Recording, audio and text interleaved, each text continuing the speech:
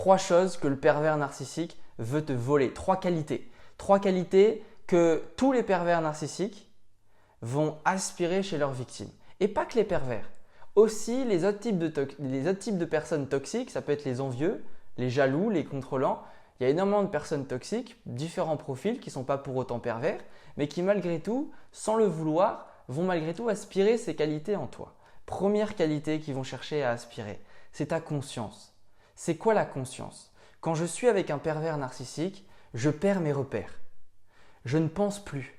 Je ne sais plus qui je suis. Je ne sais plus où je suis. Je ne sais plus ce que je ressens. Le pervers cherche à faire perdre tes repères.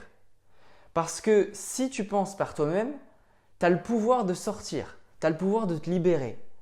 Mais avec le pervers, tu perds cet esprit critique. Tu perds la conscience de choses toutes simples. Des questions que tu te posais avant comme qui je suis, comment je me sens. Est-ce que ça me plaît ce que je suis en train de vivre?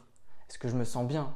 Est-ce que j'aime ça? Est-ce que j'aime pas ça? Des questions toutes simples pour justement avoir conscience de ce qui se passe dans ma vie et dans mon corps. Ces choses-là, très très simples, tu ne les revois plus, tu ne les ressens plus, tu ne te les poses plus dans la relation d'emprise. Parce que tu penses comme le pervers, tu penses pour le pervers narcissique. Le pervers cherche à faire de toi une extension de lui-même. T'es son faire-valoir, t'es son objet, t'es la continuité de ce qu'il est. Et tu penses comme lui, tu finis par te poser les mêmes questions. Tu te dis peut-être qu'il va se poser telle chose et tu commences à finalement réfléchir à ce qu'il faut dire pour que ça lui plaise. Tu n'es plus toi-même, tu n'as plus conscience de ce qui se passe. D'accord? Et ça, c'est une question importante à se poser. Au cours de notre vie, on doit se poser ces questions. Qui je suis? Comment je vais? Est-ce que j'aime bien ce qui se passe? Est-ce que ça, c'est agréable pour moi? Est-ce que j'accepte? Est-ce que là, ce que la personne me fait, c'est bienveillant? Est-ce que là, j'ai des limites? Est-ce que là, la personne respecte mes limites? Toutes ces questions toutes simples, basiques, il faut s'en imprégner. Deuxième qualité que le pervers narcissique va chercher à voler en nous, c'est notre dynamisme, notre énergie. Quand on est avec un pervers dans une relation d'emprise, on perd de l'énergie.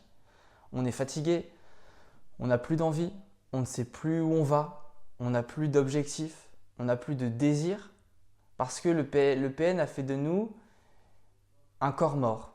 On est là pour le pervers, on est l'esclave du pervers uniquement. Alors que nous, on n'existe même plus. C'est ça, on n'existe même plus dans le pervers narcissique. Le PN, si on devait utiliser une métaphore chamanique, les chamans, eux, parlent d'une perte d'âme.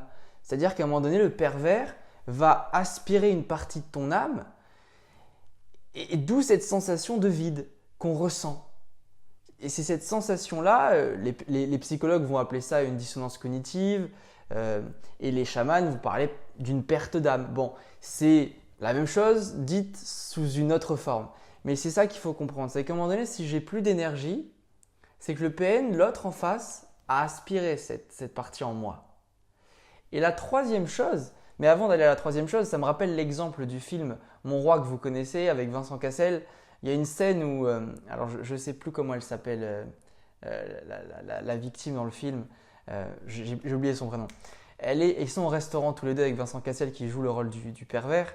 Elle est avocate et elle lui dit à son copain, à Vincent Cassel, elle dit voilà, j'ai appris que j'allais défendre un gros cas dans le métier. Donc c'est une personne qui a dû commettre un énorme vol, qui a dû faire une énorme escroquerie. Elle est super contente, elle va défendre cette personne-là. Et en avocat, c'est intéressant d'avoir des cas comme ça.